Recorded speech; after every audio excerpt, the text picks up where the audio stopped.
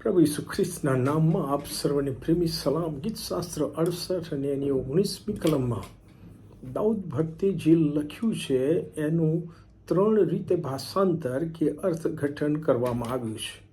પહેલો, new international વર્ઝનમાં લખ્યું છે, praise be to the Lord, to God our saviour who daily bears our burdens. ધન્ય છે પ્રભુને કે જે રોજ આપણો બોજો ઊંચકી લે છે અને તે આપણા તારણના ઈશ્વર છે. બીજું જે વર્ઝન છે, ન્યૂ કિંગ જેમ્સ વર્ઝન, એ આ પ્રમાણે લખે છે, બ્લેસડ બી the lord who daily loads us with benefits, the God of our salvation. જે પ્રભુ દરરોજ આપણા પર આશીર્વાદોનો બોજ મૂકે છે તેને ધન્ય હોવું. તે આપણા તારણના ઈશ્વર છે. અને ત્રીજું જે ભાષાંતર છે એ ન્યૂ લિવિંગ ટ્રાન્સલેશન છે કે જેમાં લખવામાં આવ્યું છે, praise the Lord, praise God our saviour, for each day he carries us in his arms. પ્રભુની સ્તુતિ થાવ, આપણા તારણના પ્રભુની સ્તુતિ થાવ, કેમ કે તે દરરોજ આપણને તેમના હાથોમાં ઊંચકી રાખે છે. હા, આપણા તારણના પ્રભુ યહોવાની સ્તુતિ કરવી, તેમના નામને ધન્યવાદ આપવો તે યથાયોગ્ય છે.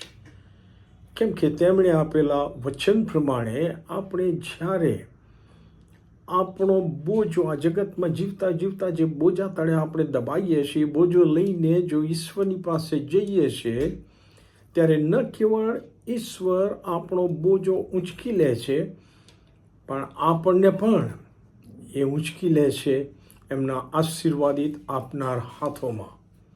માથી 11 અને 28માં ઈસુ ખ્રિસ્તે કહ્યું કે વૈતૃ કરનારાઓ અને ભારથી લદાયેલાઓ, તમે સર્વ મારી પાસે આવો અને હું તમને વિસામો આરામ આપીશ.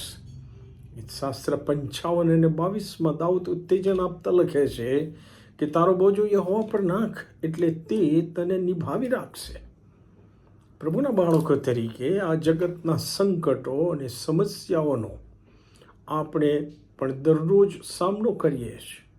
ત્યારે દરરોજ આપણો બોજો ઊંચકી લેનાર આપણા પ્રભુ પર પૂરો ભરોસો રાખીને પ્રાર્થનામાં આપણે આપણો બોજો પ્રભુને સોંપીએ.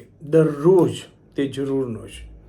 પેલો પિત્તર 5 અને 7માં સંત પિત્તર લખે છે, તમારી સર્વ ચિંતા પ્રભુ ઈશ્વર પર નાખો, કેમ કે એ ઈશ્વર તમારી સંભાળ રાખે છે.